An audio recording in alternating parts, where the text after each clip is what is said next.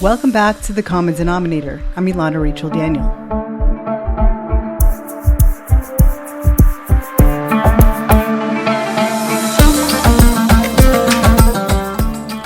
We're sitting today with Robert Spencer. He's the director of Jihad Watch and a Shillman Fellow at the David Horowitz Freedom Center. He's the author of 28 books, including the New York Times bestsellers The Politically Incorrect Guide to Islam and the Crusades, and The Truth About Muhammad, as well as bestsellers The History of Jihad from Muhammad to ISIS and The Critical Quran, explained from key Islamic commentaries and contemporary historical research. His forthcoming book is Muhammad, A Critical Biography. Spencer has led seminars on Islam and Jihad for the FBI, the United States Central Command, the United States Army Command, and General Staff College, the U.S. Army's Asymmetric Warfare Group, the Joint Terrorism Task Force, the Justice Department's Anti-Terrorism Advisory Council, and the U.S. intelligence community. He has discussed jihad, Islam, and terrorism at a workshop sponsored by the U.S. State Department and the German Foreign Ministry. He is a senior fellow with the Center for Security Policy. Spencer is a regular columnist for PJ Media and Front Page Magazine, and has written many hundreds of articles about jihad and Islamic terrorism. His articles on Islam and other topics have appeared in countless platforms across a vast gamut of media sites and journals. He's also served as a contributing writer to the Investigative Project on Terrorism and as an adjunct fellow with the Free Congress Foundation. Spencer has appeared on a staggering list of news, talk shows, and radio channels from BBC to CNN to The Mark Levin Show. He's been a featured speaker at universities and institutions from Penn State to Westminster Institute, all the above a far lengthier list than we can name all here. His depth of expertise and quality of research has guided curious audiences across every spectrum of public and private discussion that can be held. The purpose of our conversation is not to aha Islam or cherry-pick problematic passages of another faith, nor to call it out as lesser. Jews worldwide see TikTok versions of their own Talmud deliberately maligned daily. Ours is not a conversation removing quotes from its framework, but rather the defining of that framework in context itself. We pursue coherence in this critical period where the issues that directly affect our lives have never been made more distorted and contrite, and weaponized to confuse, divide, and conquer us. We know the method well, and we tire of it. Where to look our challenges in the eye and call them aloud by name rains down an ingenuous clutching of pearls and censorship of speech, for it threatens the hypocritical behavior and policy of the absurd that decays the West at this moment. Our world has fundamentally changed. It is vital that we understand what's driving it. It is critical that we absorb not engagement farming headlines, but the more complex and messy roots of the ideologies that drive those changes, precisely as it is our aim with the common denominator for the Jewish perspective in Israel. We will arrive at no clarity nor ability to affect it without understanding the motivations of the forces that progress them. We are living in a world where Islamic terrorism threatens 9 million people and the entirety of the state of Israel, but hardly us alone. It threatens the 90 million Iranians who roar out of their chokehold with the death of the butcher of Iran, former President Ebrahim Raisi this week. And it threatens the free world in its entirety and the civilization on which it was built. That means you and me both. The religious ideology that defines the Islamic Republic of Iran, for example, along with their proxies in Hamas, Hezbollah, the Houthis, and their many various branches, it's foreign to us on an elemental level. In increasing frequency, we witness acts of savagery that we do not wish upon our worst enemy. Acts that go against not only our myriad of culture, but go against the humanity which we believe to be shared by us all. Robert Spencer, you are most welcomed. Thank you greatly for taking the time to join us today to help us understand what the civilization we so cherish faces so that we might act decisively to keep it alive. Thank you very much. I'm honored by your invitation. So let's just start off in brief. You tell us how and why did you get involved in this work, and how have you managed to stay with it for so long? If I'm correct, 1980, you began your research. Yeah, that's right. I was actually, it's the roots of it go back farther than that to the 1960s, because that was when I was very young and I would hear stories from my grandparents, particularly my grandmother, about life in Chesme in what is now Turkey. And at the time she was growing up, the Ottoman Empire. And she would tell us how beautiful it was, how she loved to hear the Islamic call to prayer in the morning. She was not Muslim, but she and Barack Obama are the two people in the world who say that it's the beautiful sound.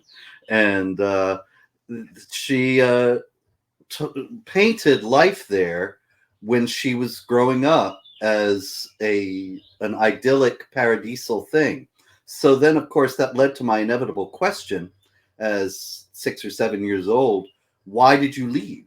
And she said, we were exiled. Why were you exiled? And that was always the end of the discussion.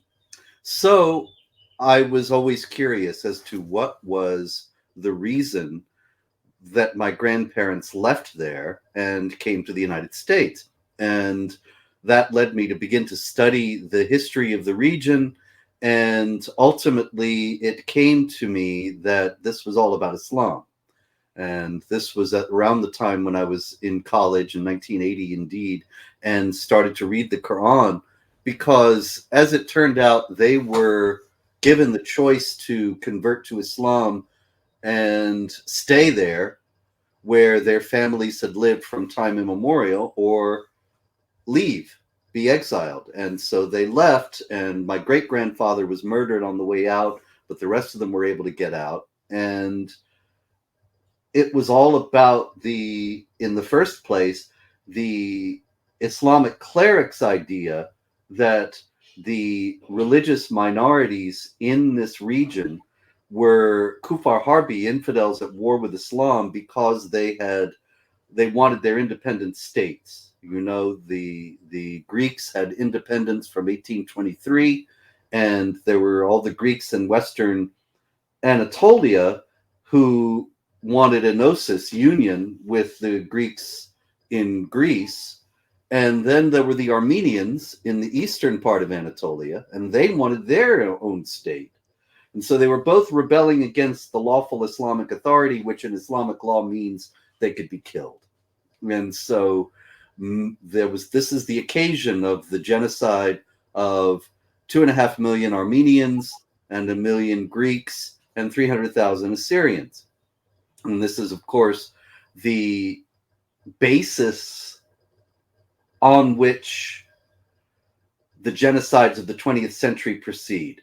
Because, of course, Haj Amin al-Husseini, the Mufti of Jerusalem, was in the Ottoman military when the genocides were taking place. And then he went to Berlin and lived during World War II, meeting with Himmler, friends with Eichmann, visited a concentration camp. Some people even have asserted that he gave plans for gas chambers that the Turks had developed for the Armenians to the Germans. I don't know the extent of the truth of that, but there's no doubt that al-Husseini, of course, agitated for the end of the emigration of the Jews of Europe and the beginning of their being mass murdered.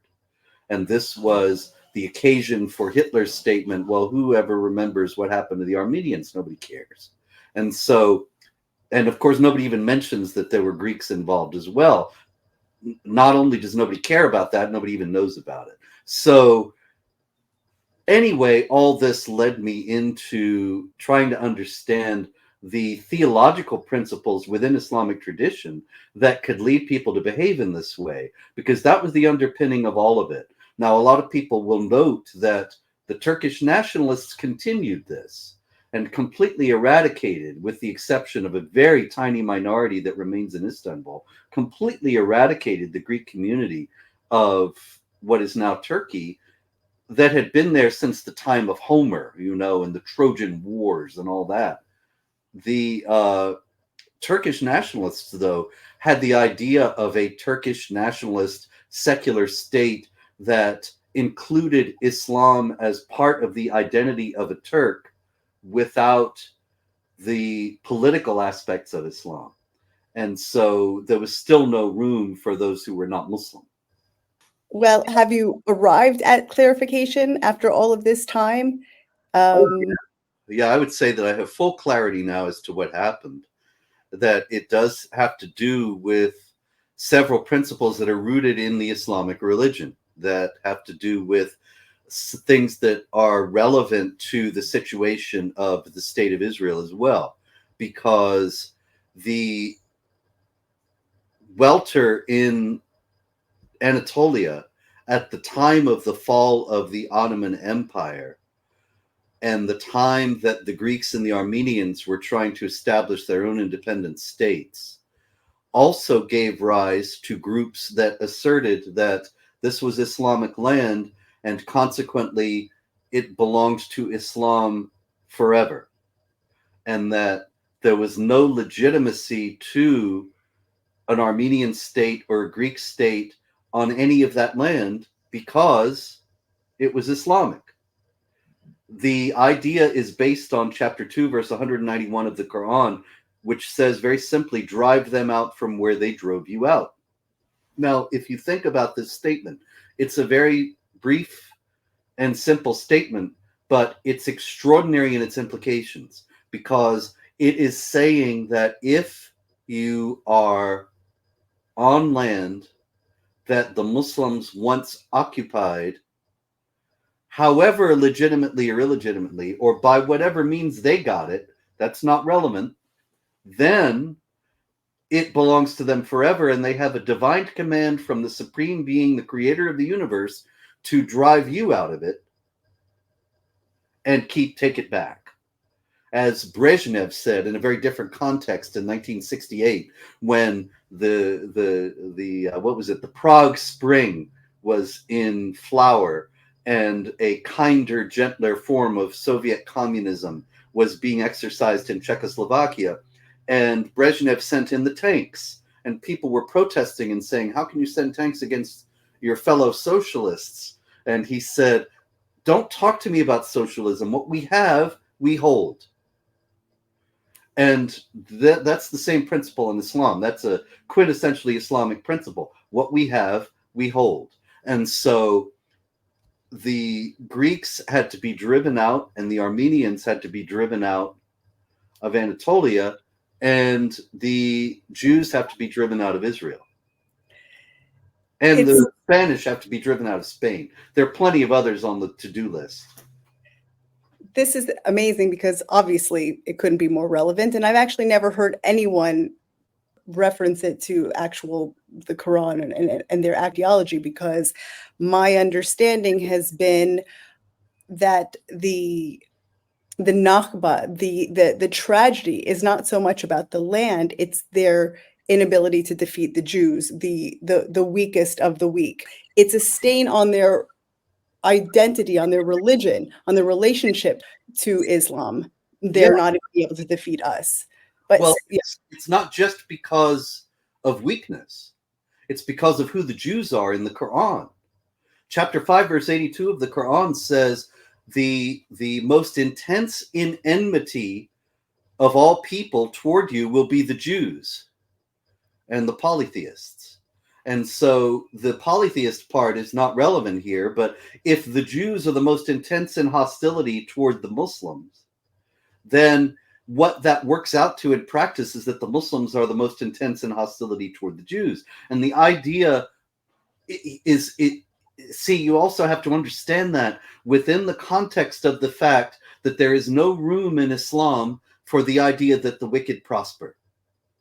All through the Hebrew scriptures, you have the psalmist lamenting, why do the wicked prosper? And the idea that defeat and loss are sometimes part of what it means to be God's people.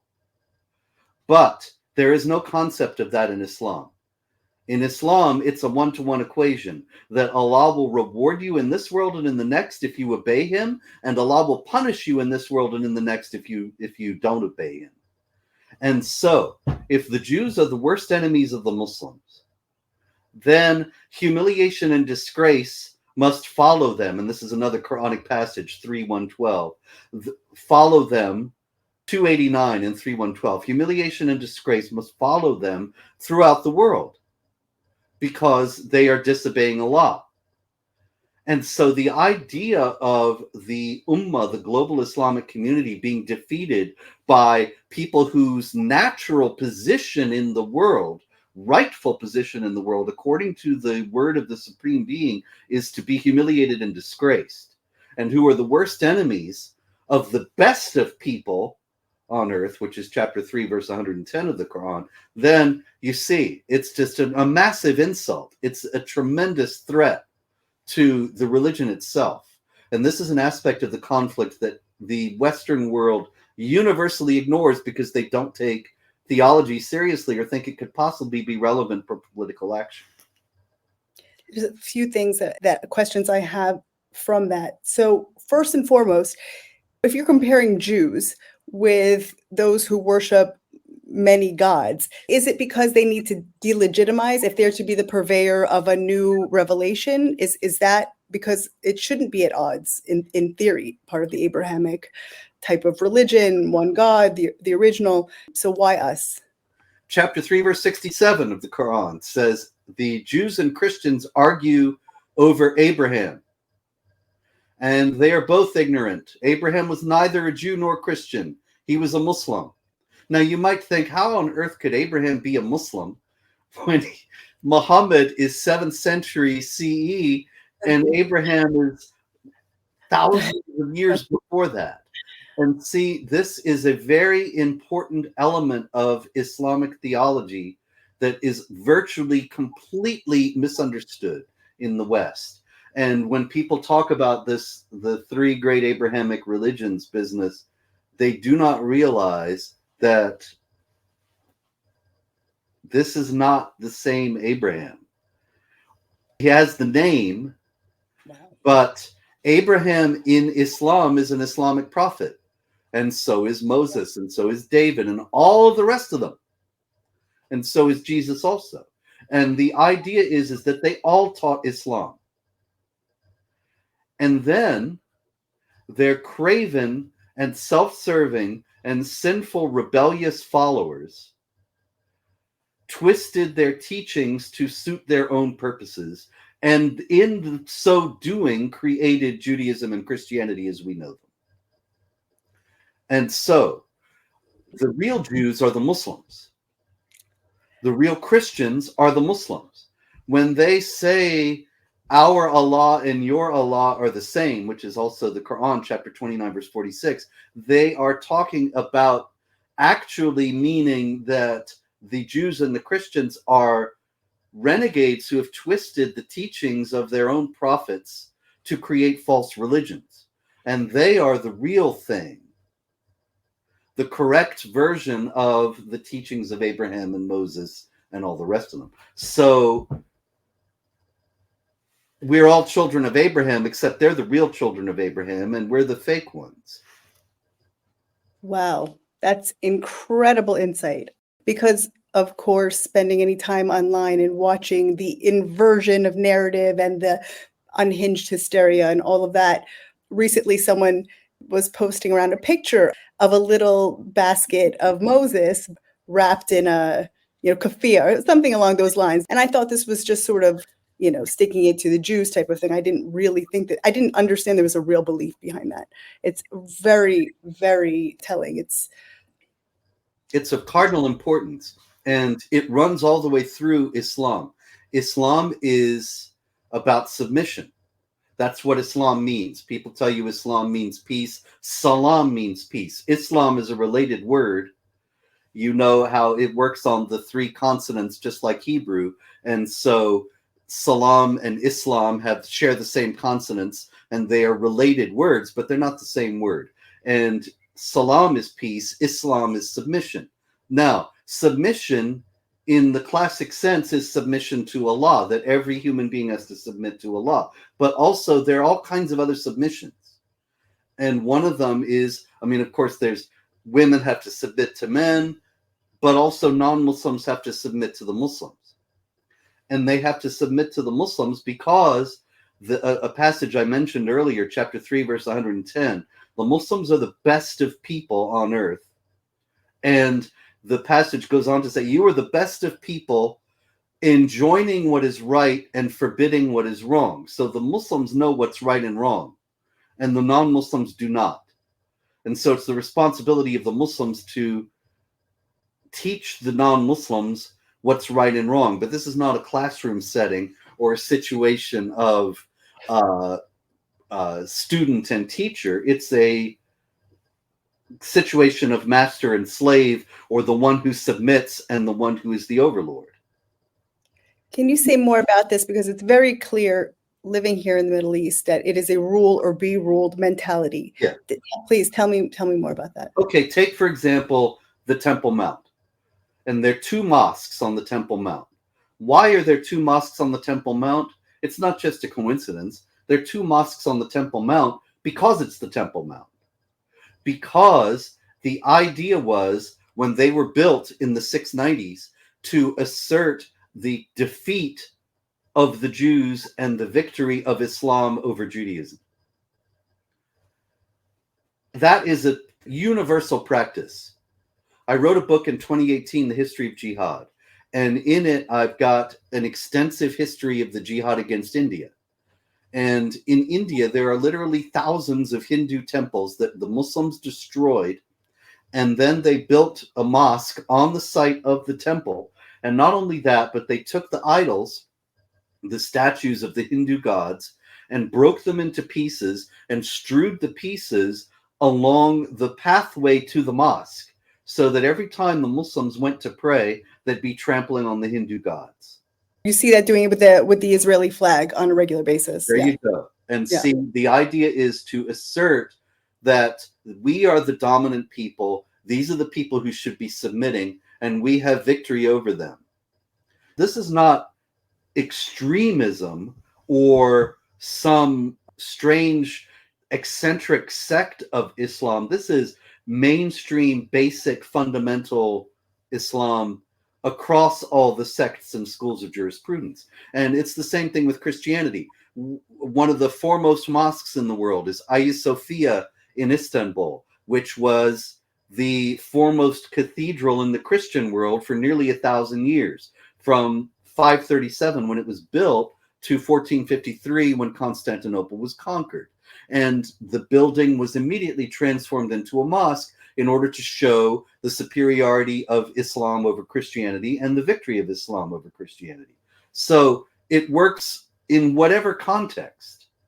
This the same thing, as a matter of fact, I myself became notorious about 15 years ago now, when Pamela Geller and I in New York City led a successful fight to defeat the idea of building a 16-story mega mosque at Ground Zero on the site of one of the buildings that was destroyed in the 9/11 attacks. And everybody said, oh, this is going to be a mosque of reconciliation and peace, and you're being bigoted and hateful and racist. And the fact of the matter that was completely ignored is that all over the world, there's not a single mosque of reconciliation and peace with unbelievers. That's just not a concept in Islam. There are many very fine people who are Muslims who are all about reconciliation and peace, but I'm talking about Islamic theology here, not about individuals. And there are literally thousands of triumphal mosques that were built either on the site of places of worship of conquered people or in the buildings that were appropriated from conquered people, that were made into mosques in order to show the victory of Islam. And that Ground Zero mega mosque would have been another. America, not being a religious entity, it wasn't a grand church or something that was destroyed. America being a secular state, but being the economic powerhouse of the world, you destroy the World Trade Center in New York City, the symbol of American economic power, and then you put a mosque there. It's the same principle, the same impulse. That's incredible. I didn't even know of that. That's really powerful statement. Certainly in Judaism, there's multiple interpretations of any given text. Is there anything like that comparable in Islam, or is there general agreement? You go to this imam for your one opinion and another for, I mean, how does that work? Well, there is variance of opinion, and particularly in the West, in the United States, it's easy to find Islamic scholars who say, "Oh, let's all coexist," and so on, and that's great. But the fact is that literalism is mainstream in Islam in a way that it is not now and never has been in either Judaism or Christianity, and the various schools of jurisprudence in Islam that are quite influential in the Islamic world all interpret the passages that I am discussing in generally the way that I discuss. There is no sect of Islam that teaches that Muslims should not wage war against unbelievers in order to establish the global hegemony of Islam. That's a core Islamic doctrine. It's almost completely obscured in the West. There's a great deal of deception about it and a great deal of lying about it. But nonetheless, if you read material that is written by Muslims and for Muslims, it's spoken about quite openly. And this is not to say, of course, that every Muslim believes these things or does these things any more than any average Jew or Christian is going to be completely on board with everything that's written in his or her scriptures. But the theology is there, and thus it is always there to be exploited by those who wish to do so. So much hope for us here in the region, and really I think everywhere, is this idea of seeing Islam go through a reform, yes, of the Abraham Accords, of being able to make agreements and keep them. What's the reality of that? Is it that Islam hasn't gone through its reform yet? Will it? Do you have any realistic hope for that? Chapter 5, verse 3 of the Quran says, "This day I have perfected your religion for you." That's Allah speaking. Now, if he perfected the religion, then you're going to change it. You're only going to make it worse. If it's perfect now, it doesn't need fixing. So there have been reformers throughout Islamic history. In the book, The History of Jihad, I discuss quite a few of them. But the thing about the reformers in Islam is they're not looking for some new understanding of Islam. That would be bid'ah, innovation, which is a very big sin. You don't innovate because the religion is already perfect. You just enact it as it was handed down to you. And so the reformers, what they are to a man, are people who are trying to restore the original vision of Islam at a time when they contend that it has been corrupted. And the difficulty of that is that the original vision of Islam, going back to the Quran and the traditions about Muhammad, are quite violent and supremacist and aggressive. And so, take, for example, the Abraham Accords that you mentioned. Those are real things. And as long as the Islamic Republic of Iran remains a threat, they will likely remain viable. But they are pragmatic based. They are not based on Islam. As a matter of fact, every one of the countries that entered into those accords is under pressure from Islamic hardliners because of entering into an agreement with the Jews. And if at any point the Islamic Republic were to fall, which is something we can all hope for, the Abraham Accords will also fall. Because if Iran is no longer a threat, then there won't be any more reason for them. Islam is always going to remain, and eventually Islam will destroy the Abraham Accords, one way or the other. Now, I'm not a Muslim, and I'm not saying that Islam is going to prevail ultimately. There are deep divisions within the Islamic world, and there's a massive crisis of apostasy now, because in the modern age, you can't keep the truth about Islam out of the Islamic world. It used to be, you grew up in Riyadh or Kabul, and you would never hear anything but what the imams and mullahs taught you. But now you can go online and read my website, or read or watch YouTube videos of critics of Islam, and see that a lot of it doesn't make any sense and is contradictory on its face, and people are reconsidering and are leaving the thing.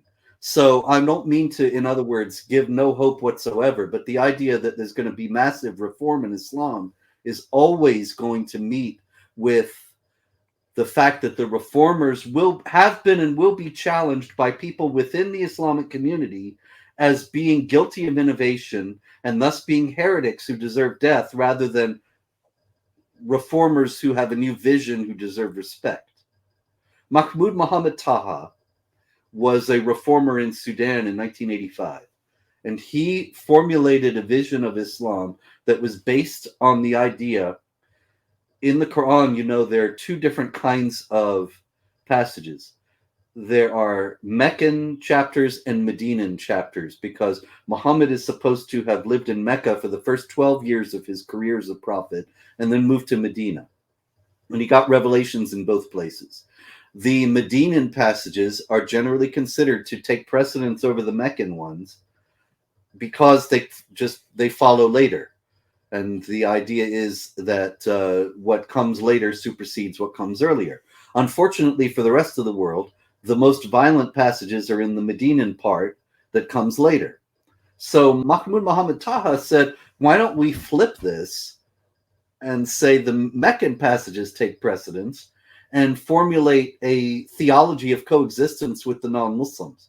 And he was hanged by the Sudanese government as a heretic in 1985.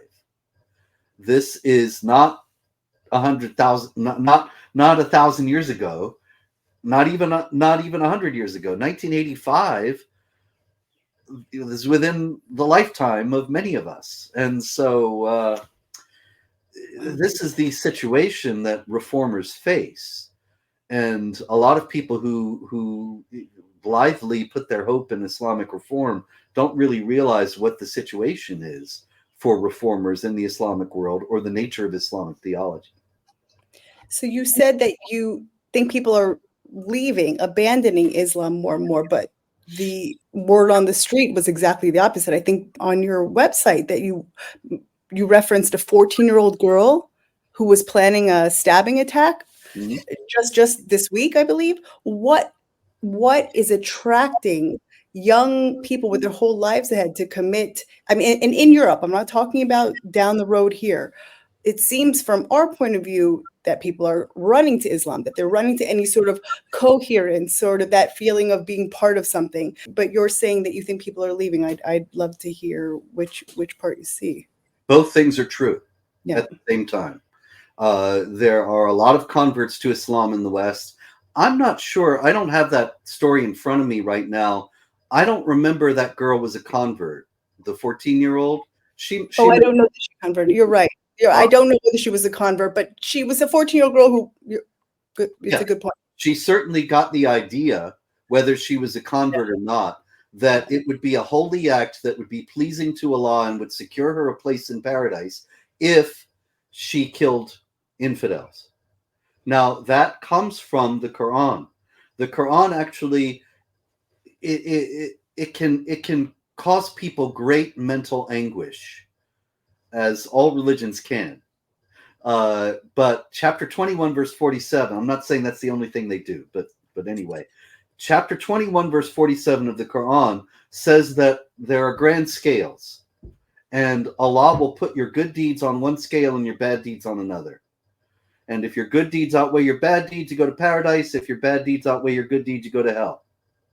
Okay, so very simple idea, but how much does a deed weigh? How much do each of your different deeds weigh? And how many of each do you have? Nobody knows the answers to those questions. And so it can drive you crazy. And you start thinking, okay, how many good deeds do I have? Am I going to hell? Am I out? Have my bad deeds outweighed my good? Nobody knows. And so what can you do? Well, the Quran contains a guarantee of paradise. And that's chapter 9, verse 111. It says that paradise is guaranteed to those who kill and are killed for Allah. if paradise is guaranteed to those who kill and are killed for Allah, then all you have to do is go and kill some infidels. And if you get killed in the process, then you have a place in paradise. There is no doubt about it. And so, excuse me, this 14-year-old girl, she may have been thinking that, because secular people have a great deal of trouble understanding religious ideas. Secular people of whatever tradition. But we have to put this into the context of thinking this is absolutely real. This is not a metaphor. This is not literature. This is not anything but the absolute words of the creator of the universe. And so he's going to torture you forever if you have been bad beyond his standards. And that's very real. In the Quran, the tortures of hell are very lavishly described. He's going to pour molten lead down your throat. He's going to burn your body up. And then when your body is gone, he's going to give you a new one so he can burn that one too. There are all kinds of terrible things that are going to happen to you, and they're never going to stop happening. All you have to do to be free of that and never to worry about that again is kill these terrible people over here, the most vile of created beings, which is what the Quran in chapter 98, verse 6 calls the unbelievers among the people of the book, who are Jews and Christians. All you have to do is kill them, and if they kill you, so much the better. Then you're guaranteed. There's been this idea that there's, and I hear what you're saying, and pardon me while I adjust the language, but this idea that there's a Islamism, radical Islam, that there's some percentage of those who adhere to the more savage and barbaric parts that you've described, but you're saying that this is actually really part and parcel to the entire framework and the entire religious. So this explains, number one, why so much of the acts of terror that we see are people of Muslims, but there's still a percentage that act on this. So what are we looking at percentage-wise, realistically? There's 2 million Israeli Arabs that live here and live here quite happily, having embraced some other version, at least embrace progress and a good economic life, if nothing else.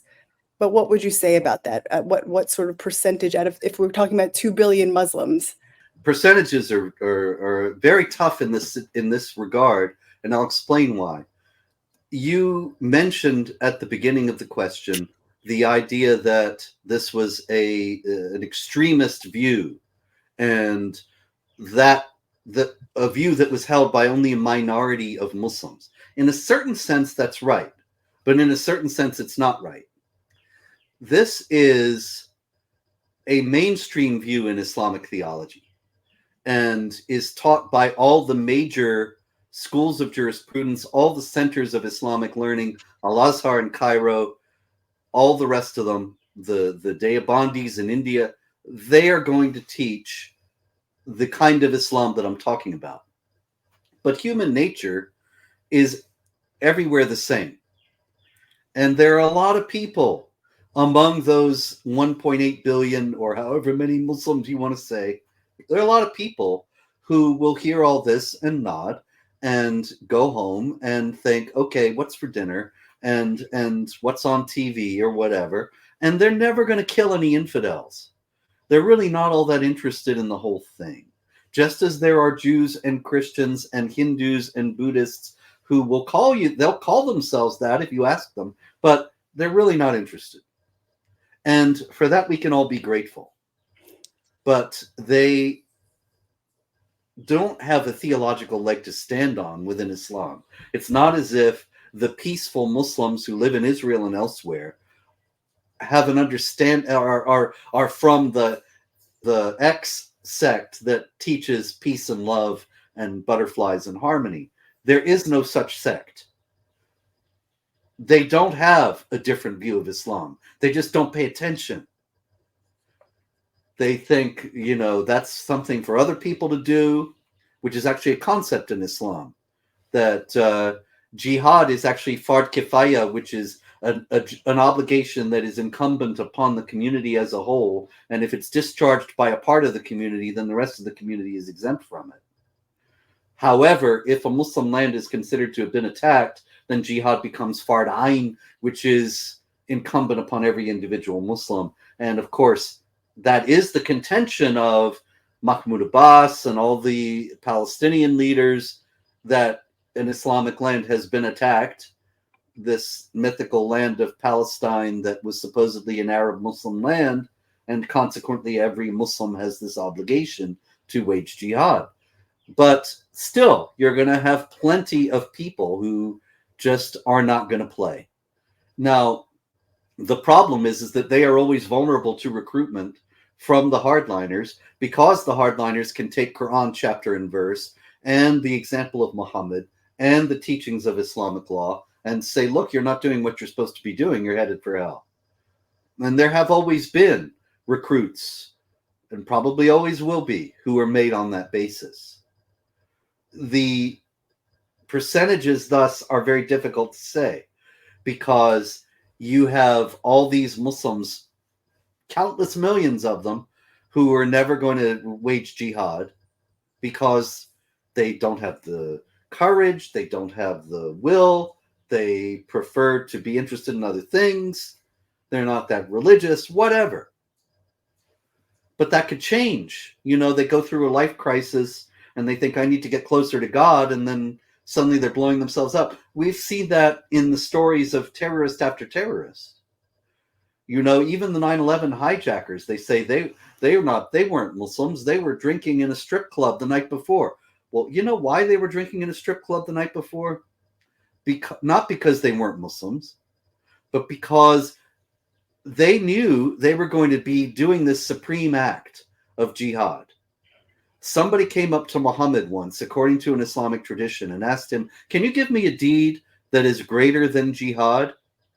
And Muhammad said, I do not know of such a deed. So, jihad's the greatest thing a Muslim can do. These guys knew they were going to do this tremendous act of jihad the next day and kill all these infidels. So they kind of had a free pass that night. They could sin however they wanted, because they knew that it would all be outweighed by their great act of jihad the next day. So it doesn't mean they were not Muslims. They were very pious. But that's just how Islam works. And so you ask me for a percentage. The problem is that a lot of these Muslims who they might be going to bars and drinking or living with their girlfriends or doing any number of things that are strictly speaking not Islamic, but they really do believe in all this, and maybe one day it will kick in, maybe it won't. And so are they extremists? Are they jihadis? Well, not really, no. They're just the guy that runs the falafel shop or whatever. But maybe that will change one day. Maybe it won't. You never know. Really fascinating to me to speak about this idea that's one of these hidden in plain sight things of Islamic conquering. Mm-hmm. The idea of Islam conquering these lands, and speaking specifically about Israel, speaking of what we see happening throughout the region and what that means for this. I'd really like to hear your opinion on the open borders in the West. Yeah, that's just crazy and suicidal. Right. When it comes to concepts being hidden in plain sight, I did want to mention that's one of the reasons why the whole October 7th thing was called Al-Aqsa Flood, because they're so enraged at Jews going on to the Temple Mount, even if they're not allowed to pray and they're only there for a few hours every day where the Muslims can come and go and pray as they please. It's an insult to the whole idea of the Temple Mount for Muslims, which is the victory and supremacy of Islam. But nobody seems to understand that, and so it's never discussed in those terms. I'm sorry, I just want to interject that for 100 years, talking about Hajj Amin, al-Husseini, for 100 years, what's been so fantastically jaw-dropping every single day when you open your computer is that the exact same incitement has been working. They have been saying, "Oh no, the Jews are coming for the Al-Aqsa Mosque for 100 years," and inciting people instantly overnight. Certainly, there's other libels that go back even further than that, but it's the exact same arguments about Israel. It's the exact same arguments from the Muslim world, and it was also even before that from Crusades and Christianity before that. Mhm. I just had to say 100 years of Well, see, that's because they know that's what's going to really get people fired up, because that strikes at the heart of the whole idea of Islam, which is submission. And the unbelievers are not submitting. They're daring to challenge our hegemony, so they have to be put down. Anyway, the open border, it's madness. There have been hundreds of people on the terror watch list apprehended over the last year. There was a trickle of people on the terror watch list who were apprehended at the border before that. And it skyrocketed when the border got out of control. And that's just the people that were apprehended. We have to understand that for every one that's caught, there are a lot unknown numbers who got through. And where are they? We don't know. What are they going to do? We don't know. But I think that it's quite abundantly clear that it's not just a question of if there will be an attack, but when. And the people are in place here now. Why do you think that we have implemented such absurd policy, despite all evidence? These are not stupid people. I mean, maybe some of them, but let's be honest. Not all of the politics in here, in the U.S. and in the EU, are all beyond their comprehension what they're letting in. Why? Yeah, I don't think they're stupid at all. I think they're evil. And what they are, they're Marxists. They're socialist internationalists. And they have taken over the Democrat Party, and they have normalized a kind of soft and stealth Marxism, and they are destroying the United States of America as a nation state.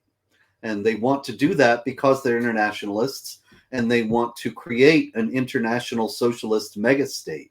And an international socialist megastate is against the very idea of something like the United States of America as the world's foremost nation state today. And so if you destroy the world's foremost nation state, the rest of them are going to be easier and will fall into line. So they are opening the border. They're letting in an untold, unknowable number of criminals and terrorists.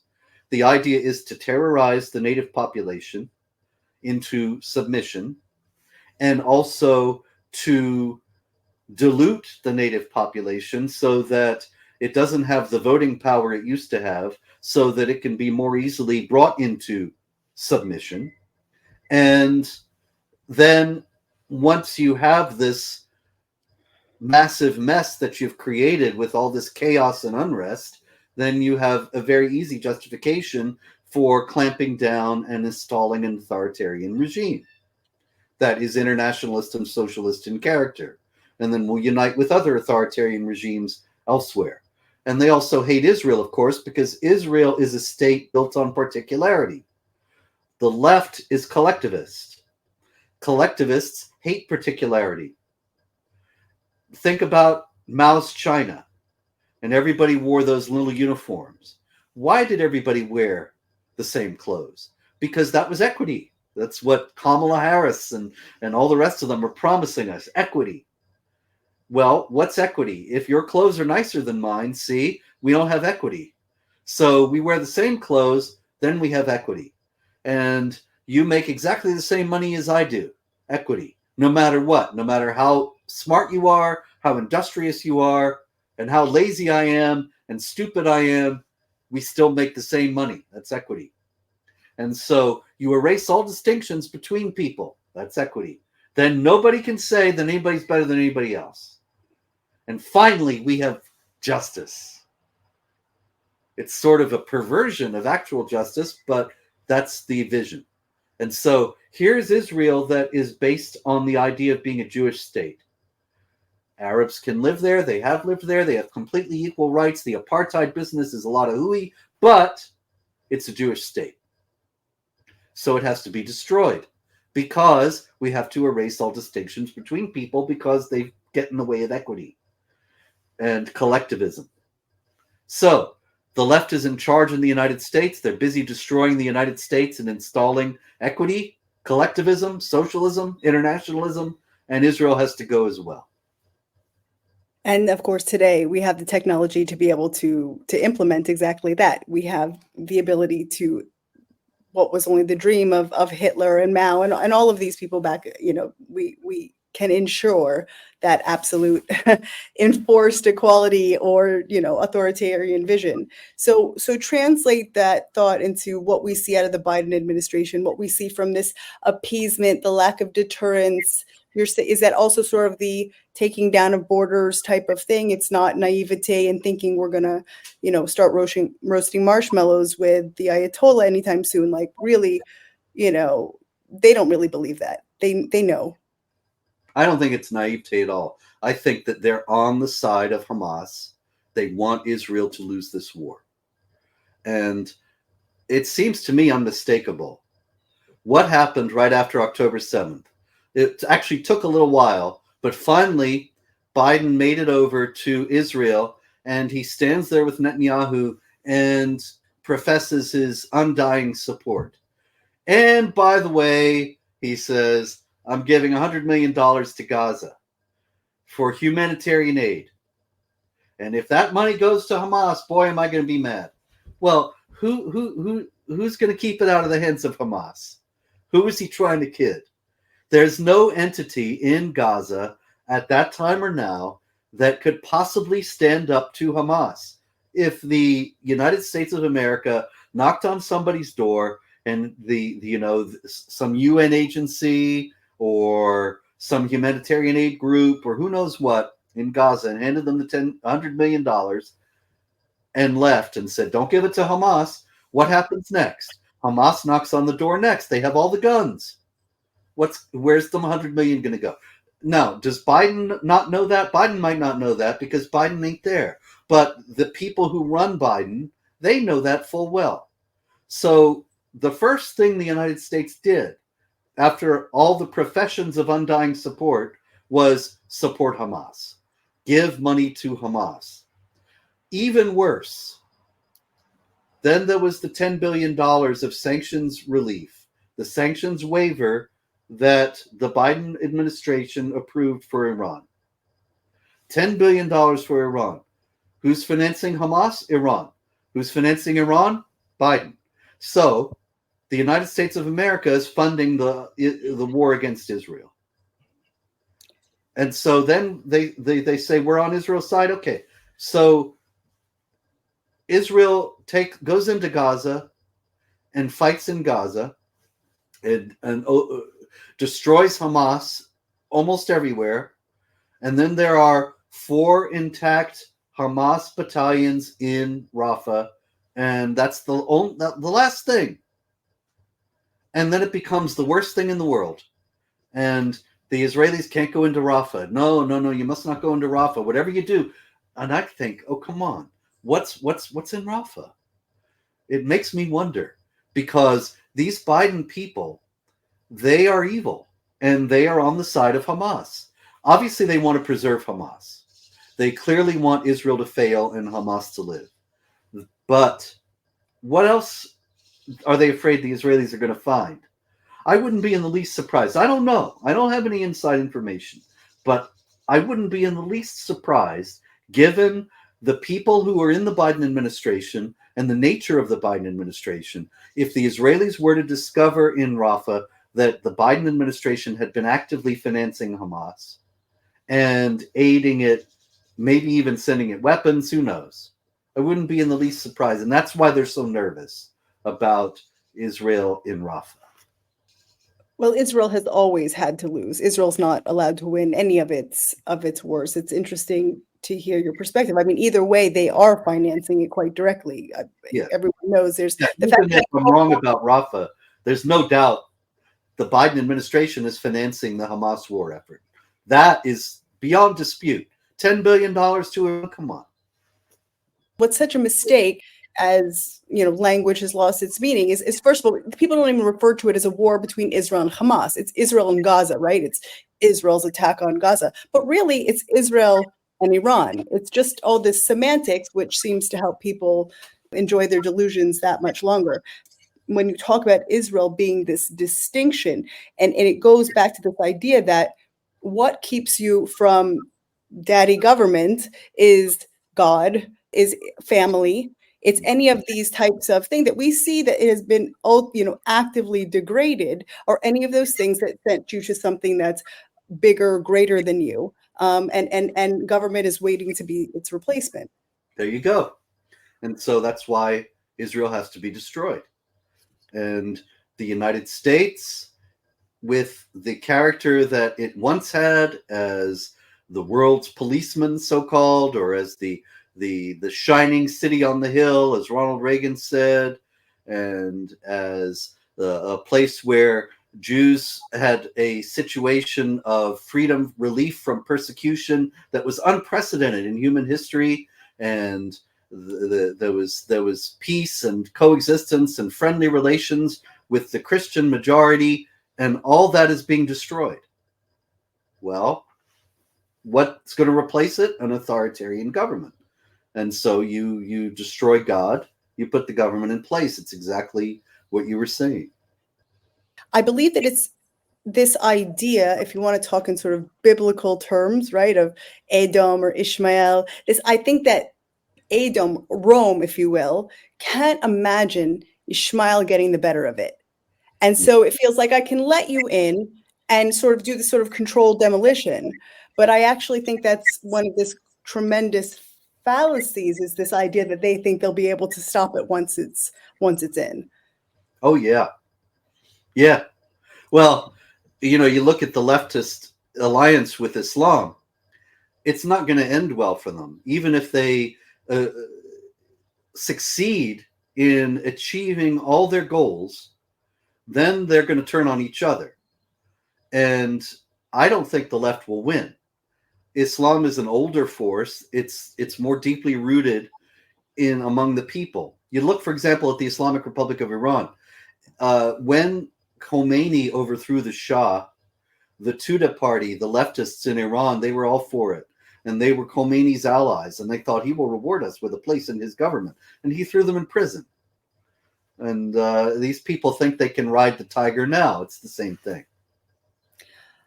Something that I want to clarify, this idea of the Arab conquering. One of these fantastic memes that go around, well, we'll give you this land of milk and honey and fruits the size of basketballs. And we say, what's the catch? And they say, wait till you meet your neighbors. So here we are placed in this land.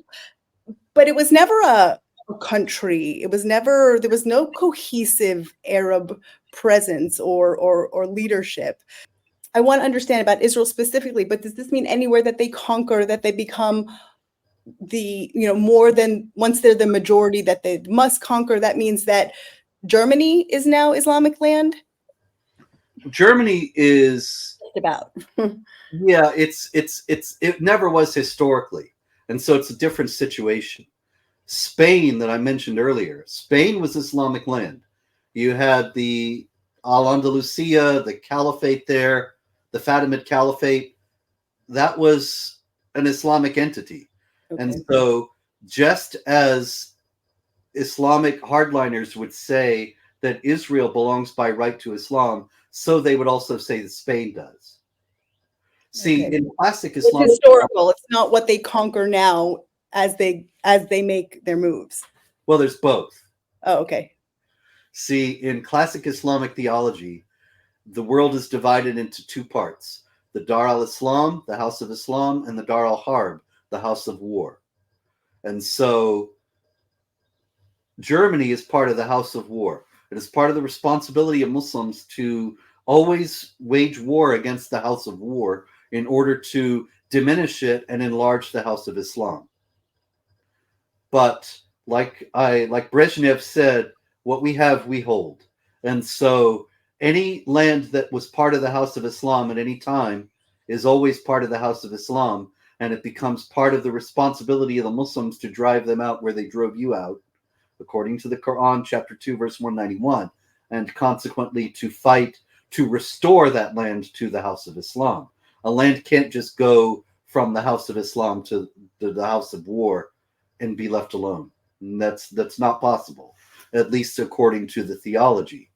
So Israel has to go, Spain has to be Islamized, but also the rest of Europe that was never Islamic has to be incorporated into the house of Islam as well.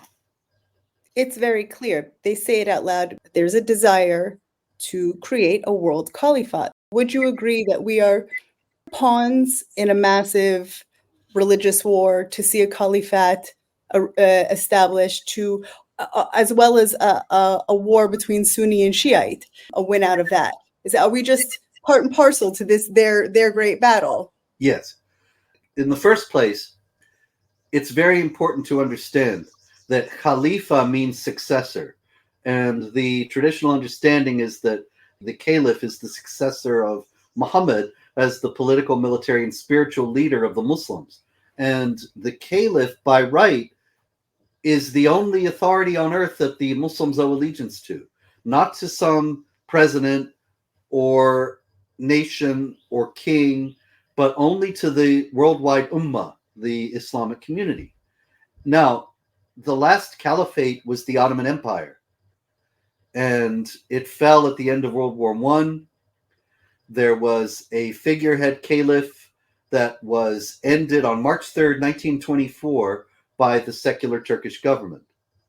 So March 3rd, 1924, according to all the jihad groups in the world, including Hamas and all the rest of them, was the beginning of all their troubles. Because before that, the Ummah was united. It wasn't really, but this is the story. The Ummah has been disunited ever since, and under the control of the West, when the West should be submitting to the Muslims, not the other way around. But the West came in and made colonies and established states that were its proxies or its colonies, and Israel is one of those, according to this view. And so the great goal of the jihad groups worldwide is to destroy all these states and reunite the Islamic world as one ummah and restore the caliphate with the caliph as the successor of Muhammad being the sole legitimate ruler. This is part of standard Islamic theology. Now, you mentioned the Sunni Shiite split. This is Sunni Islamic theology. In Shiite Islamic theology, the leader of the Muslim community has to be a member of Muhammad's household. That is, a blood relative somehow of Muhammad. Now, that line was extinguished in 874 when the last of the imams of the Shiites was murdered by the Sunnis. And the Shiites believe that that boy who was 5 years old at the time he was killed, because this was a hereditary monarchy in the Shiites, since it has to be a blood relative of Muhammad, it was a line that was passed down. And the last one was this 5-year-old boy who was murdered. He is in occultation. He is hiding, but he is alive. And he will return at a time when the Muslims are more persecuted than they ever were before in history. And then he will conquer and Islamize the world in conjunction with Jesus, the Muslim prophet, who will come back and break the cross and destroy Christianity and establish Islamic hegemony all over the world. Now, this is a Shiite idea. This is at variance with the Sunnis, who they believe in the Jesus part, but they don't believe in the 12th Imam part. And so there is likely to be conflict between the two of them over this forever. But they both have these apocalyptic visions of the end of the world, where the fullness of Islamic hegemony over the world will be established.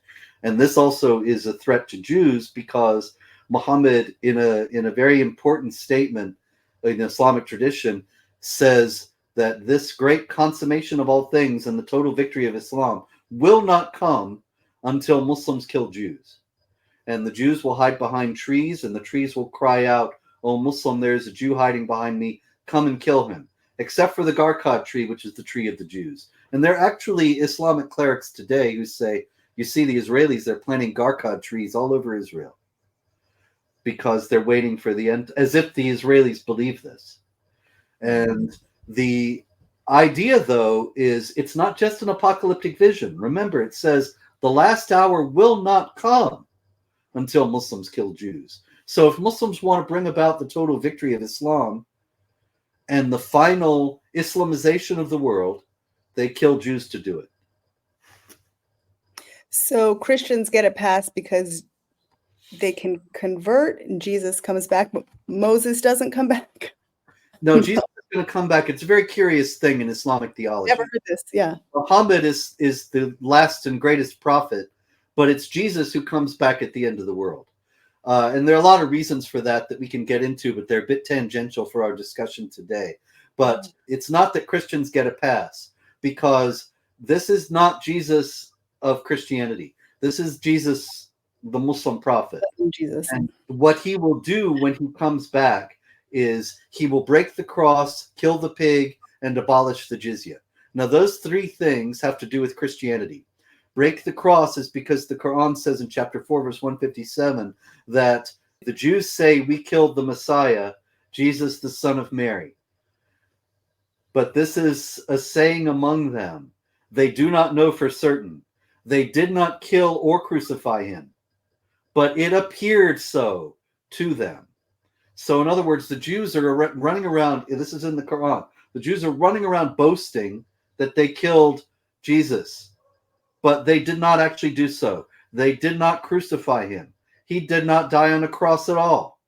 So the Christians, when they have their crosses, that is an insult to Allah, because Allah would not allow one of his prophets to suffer such a humiliation. And so Jesus, when he comes back, is going to break all the crosses, which means destroy Christianity. Kill the pig, because the Christians say this is the Messiah who freed us and we don't have to obey the laws that were in place previously. So they don't have food laws. So the Muslims have the food laws. Pork is going to all be killed because all this is over now, and this false religion of Christianity is going to be destroyed. And abolish the jizya. The jizya is the tax specified in chapter 9, verse 29 of the Quran, that the people of the book, that is the Jews and the Christians, must pay to the Muslims as a sign of their submission. And historically in the Islamic empires, the Jews and Christians always paid this tax that the Muslims don't have to pay. They were actually the economic base for the great Islamic empires. When the Jewish and Christian communities were impoverished by having to pay this tax over the centuries, then those empires went into decline. That's why the Ottoman Empire went into decline and ultimately fell, because it stopped conquering new lands and it bled dry the Jews and Christians in the lands it had conquered, didn't have any more economic base.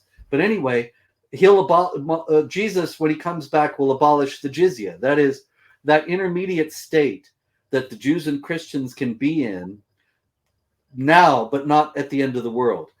The idea is you have to either convert to Islam or submit and pay the jizya or be killed.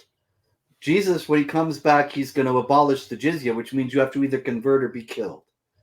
So then all the Christians will either convert to Islam or be killed. The Jews will be killed, except the ones that are behind the Garkad trees. And the whole world will be Islamic.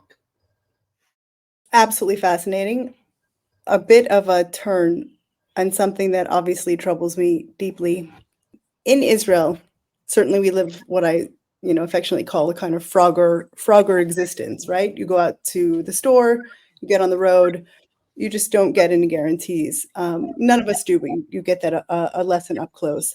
So there's certainly been, I know you know very well, the Fogel case. There have been isolated, as it were, incidences throughout history of horrifically brutal attacks.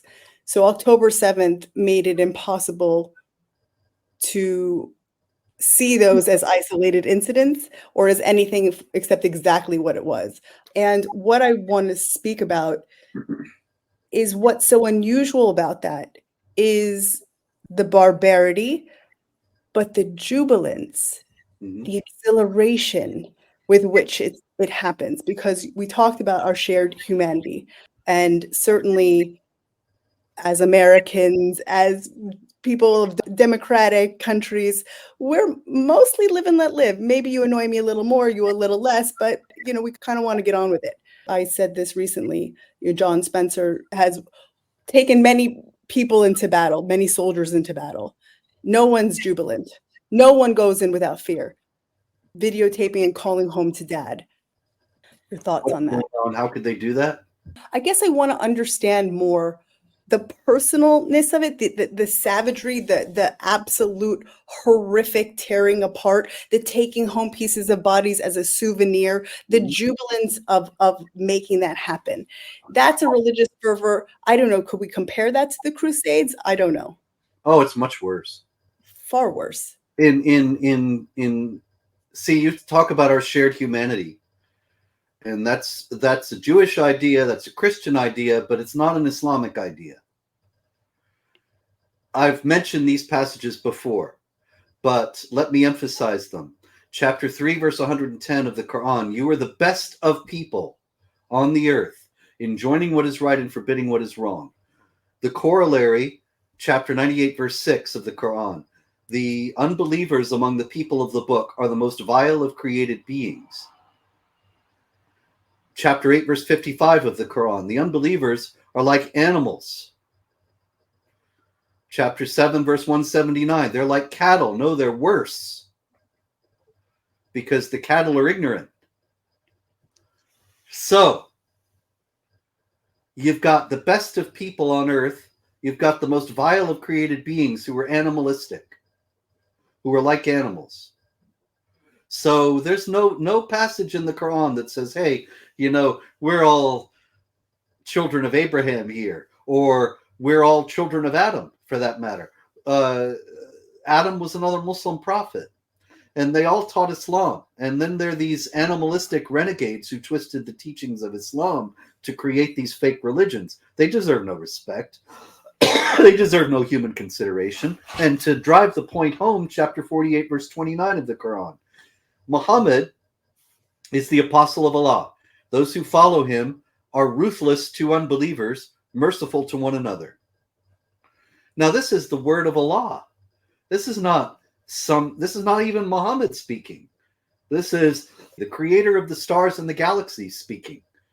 This is the fashioner of everything that is imaginable speaking.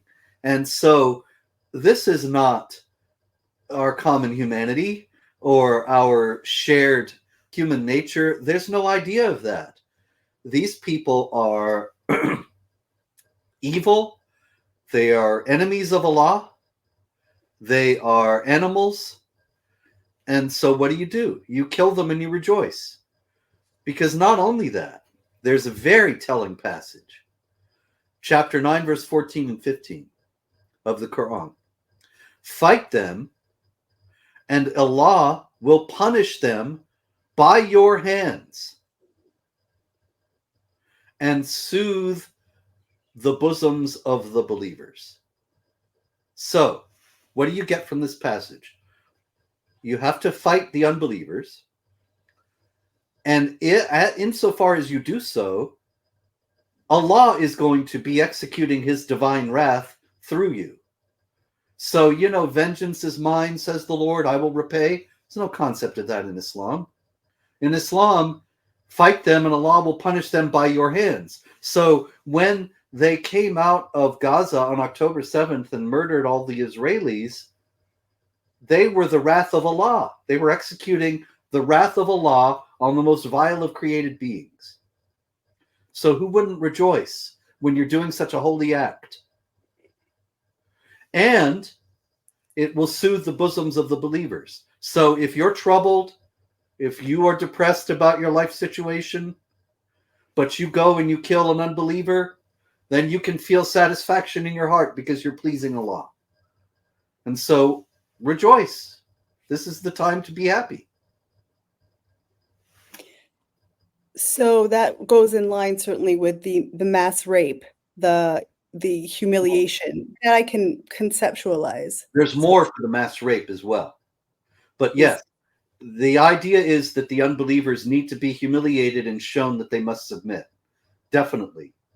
But also, chapter 4, verse 3 of the Quran says that you can marry up to 4 women and the captives of the right hand. Now, who are the captives of the right hand? Chapter 4, verse 24 gives you very precise instructions as to who you may have sexual relations with and who you may not. And so it says you're forbidden to you are your mother and your sister, etc., etc., etc., but not the captives of the right hand. And chapter 33, verse 50 says they are the spoils of war. Chapter 23, verse 1 to 6 says that the righteous man guards his private part except with his wives and the captives of the right hand. And so this is one of the things that's specified in the Quran, that it is permissible to take women who are non-Muslims as spoils of war and to rape them, to use them sexually. They are permitted to you. And in doing so, you are pleasing Allah because you are, as you noted, humiliating them and showing them that they are the most vile of created beings and that you are the best of people. So, GoProing the most horrific crimes against humanity, your opinion on why to publicize it to the world? Because this is, from an Islamic standpoint, these are holy, sacred acts. These are not heinous crimes. These are acts of service to Allah, as I have explained. So you take, for example, an analogy to the rapes. In England, for decades now, there have been Pakistani rape gangs operating in England with impunity. And the British authorities have been cravenly, cowardly, afraid to apprehend them for fear of being called racist and Islamophobic, because they were all Pakistani men and Muslims. A lot of people have noted that they were Pakistanis as if there was something intrinsic about their being Pakistani, but that actually is just a consequence of the fact that it's a large number of Pakistanis immigrating to England.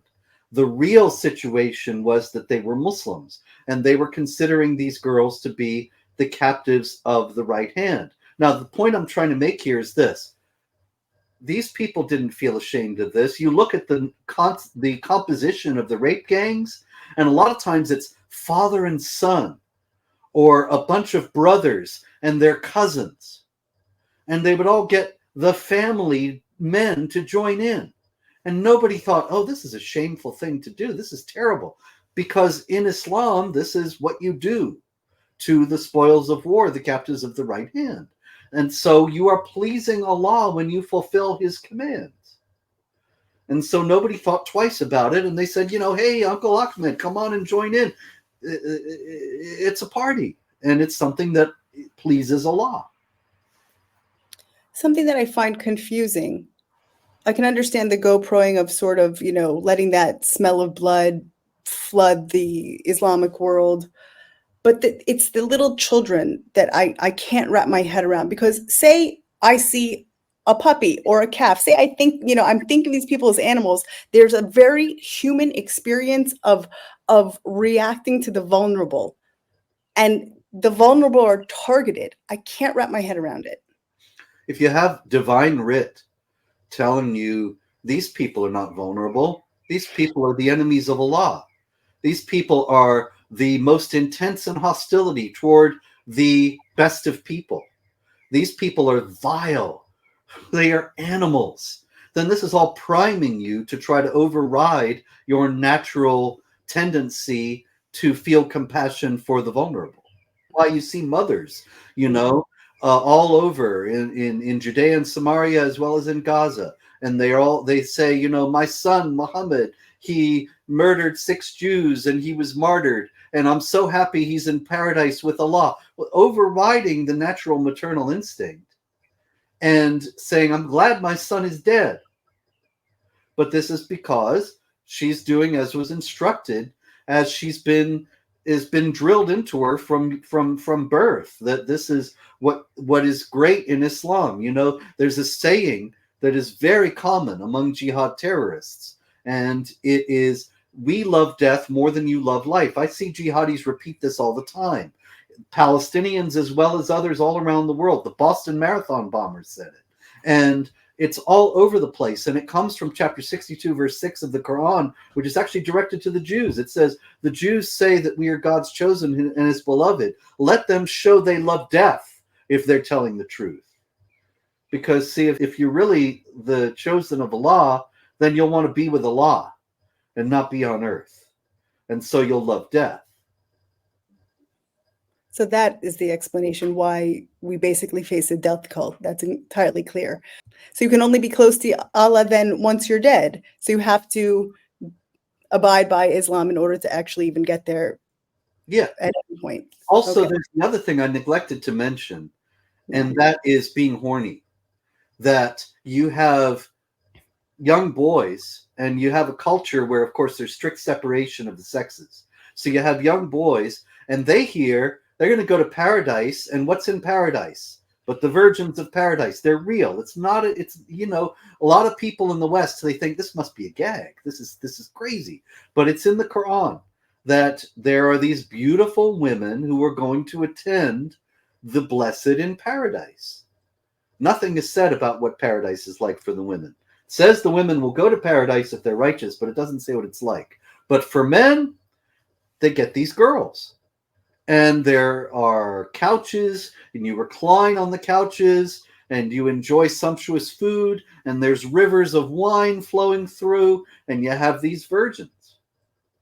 And so a lot of these young boys growing up in this culture where they can't even get close to a female, there was actually a kid, I remember this some years ago, who was stopped at an Israeli checkpoint, and they sent out one of those machines, you know, that disarm somebody wearing a bomb vest. It's a very sophisticated machine that the IDF has.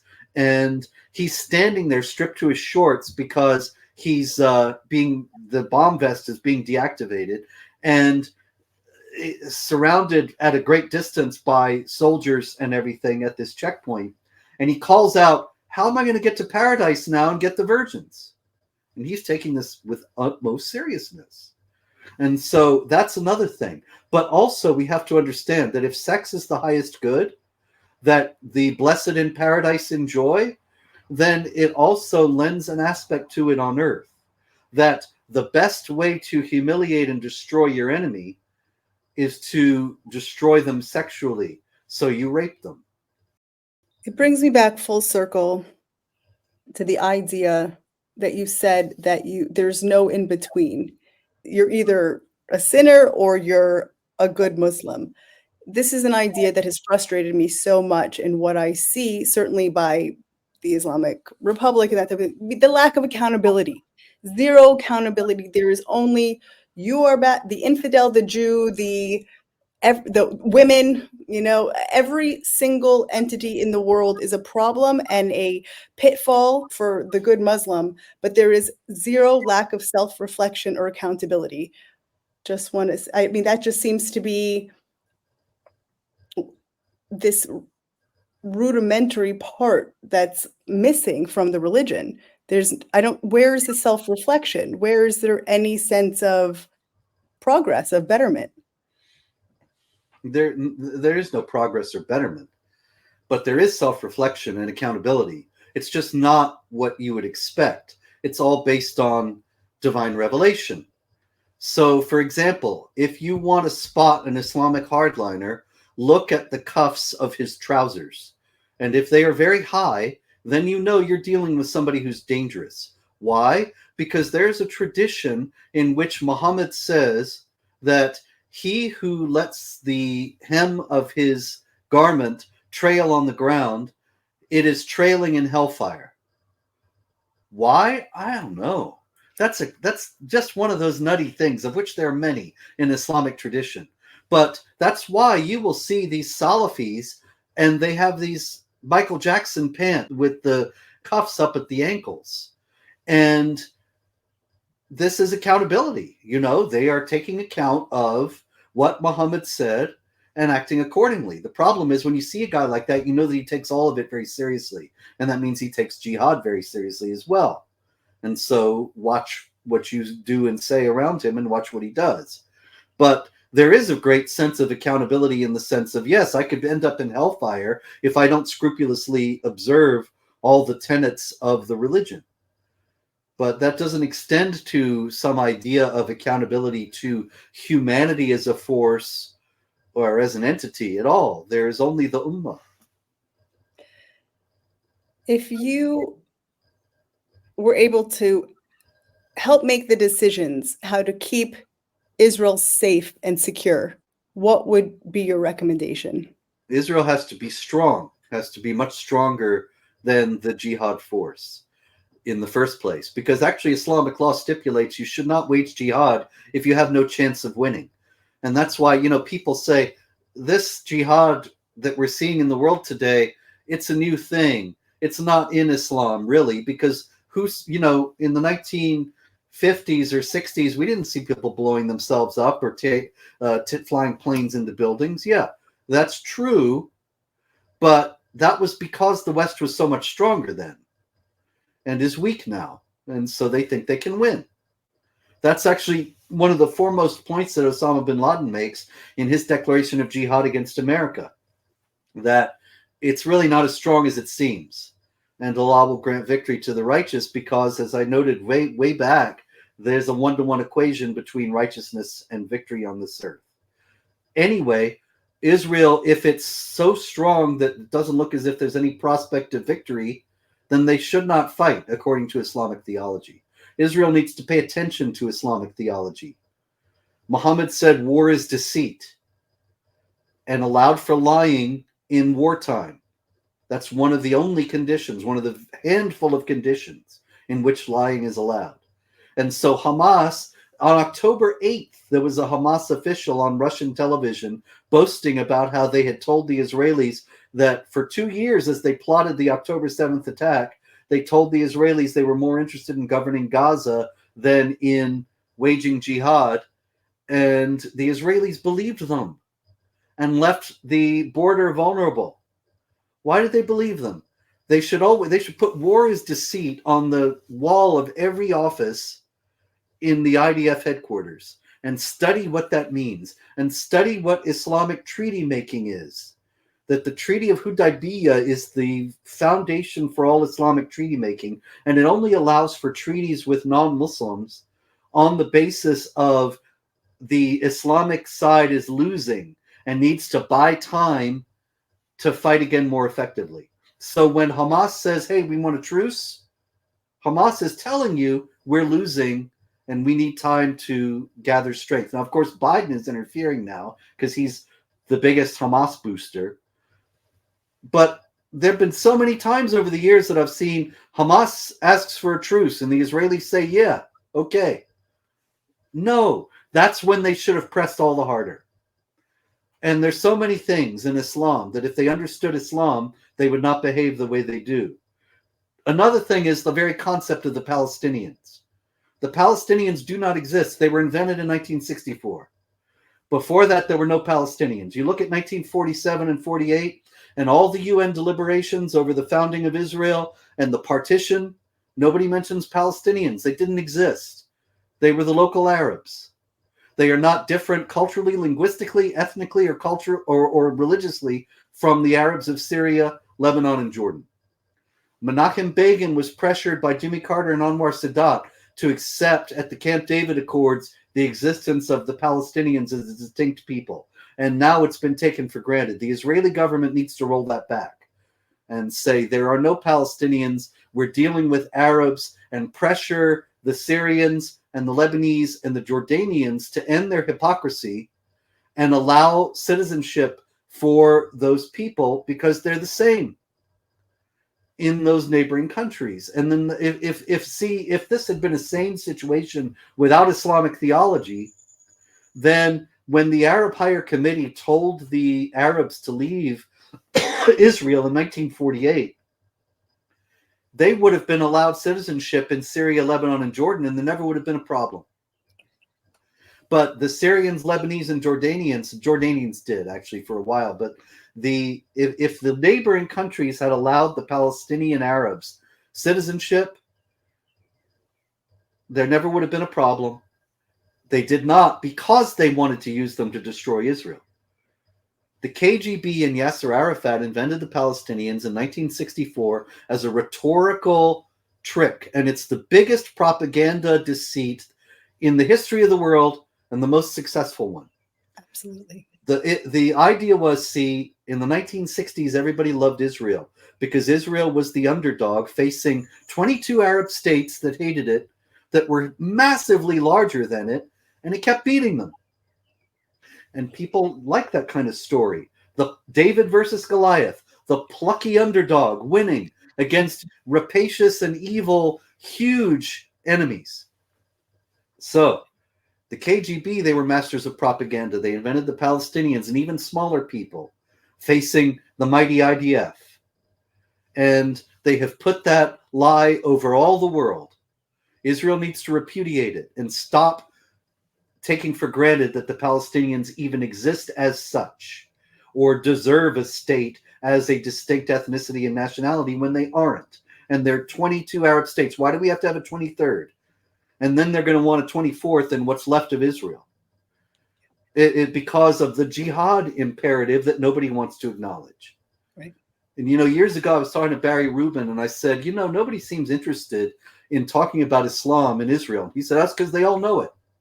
That's because they're all aware of what they're dealing with. And I thought, actually, it's just the opposite. I think Israel has no idea about what Islam teaches or why this situation keeps on being so intractable. And the key is all in Islam. And they don't want to face it. They have to face it.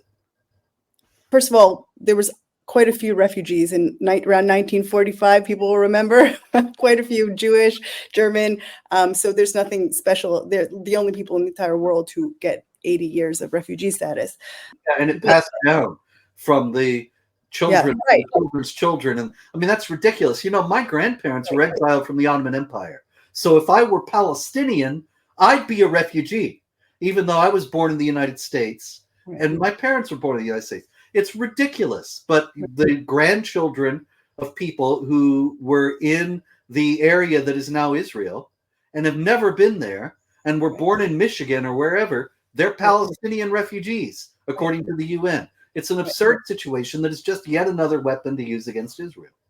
Well, it's twofold, because let's be clear, Gaza and Yehud and Shomron, the West Bank, that's in Israel. So when they say we want to return, they mean we want all the Jews to go or be removed so that we can return to the rest of Israel. They are in Israel right now, this land that they love so much.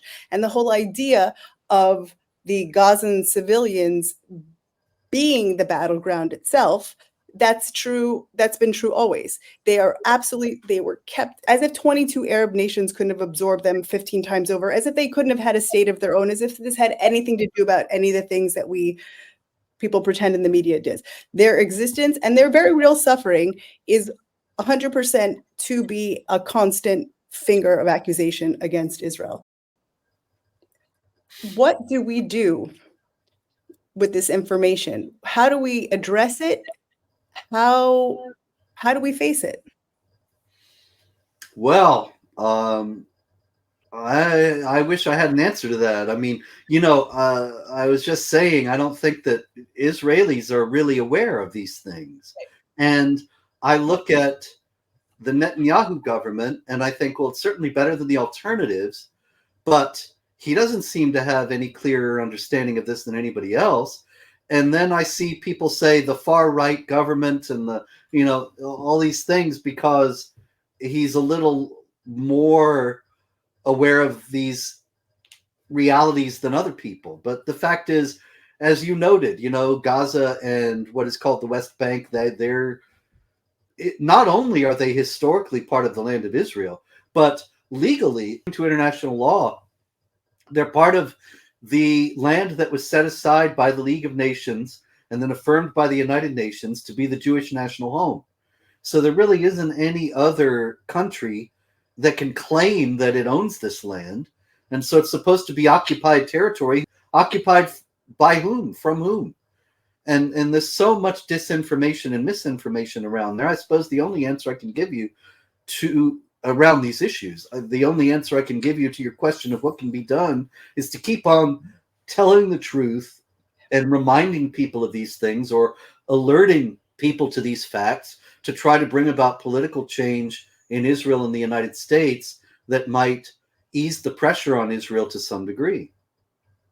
I think that's entirely true. And the fact that Israelis, while there might be some, again, like we talked about, those sort of, as it were, isolated cases, and then the massive invasion that happened October 7th made it undeniable to us anymore. You know, it's so foreign. It really, actually, you have to keep on reminding yourself of it. It's very hard to keep in your head that this is what we're dealing with. Of course, now we have absolutely no other option.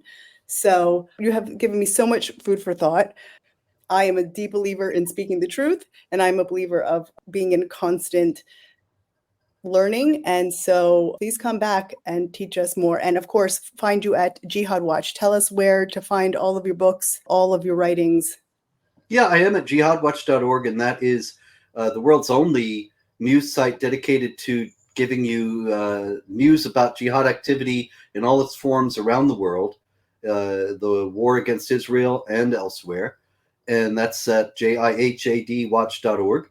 I have 28 books that you can find at Amazon and at Barnes & Noble and anywhere that books are sold, or at least you can ask them for it.